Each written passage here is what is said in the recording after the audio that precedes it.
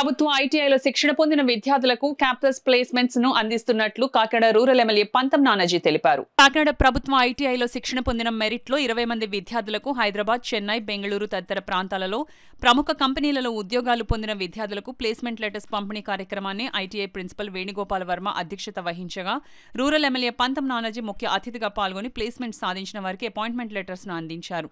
ఈ సందర్భంగా పంతం నానాజీ ప్లేస్మెంట్ సాధించిన విద్యార్థులను అభినందించారు. ఈ కార్యక్రమంలో ఐటీఐ లెక్చరర్స్, నాయకులు పాల్గొన్నారు. చిన్న చూపు చూస్తున్న వాళ్ళందరికీ ఇదే సమాధానం నేను చెప్తాను. అట్లాగే ఇంత గొప్ప ప్రతిభ కనపరిచిన స్టూడెంట్స్ అందరికీ కూడా నా అభినందనలు తెలియజేస్తూ ఉన్నాను. ఇవాళ నిజంగా ఒక 20 మంది స్టూడెంట్స్ దాకా ఇక్కడ రావడం జరిగింది. మంచి మంచి కంపెనీల్లో ఎయిర్ స్పేస్ కంపెనీ న్యూకాన్ అని హైదరాబాద్లో, అట్లాగే బెంగళూరు, అలాగే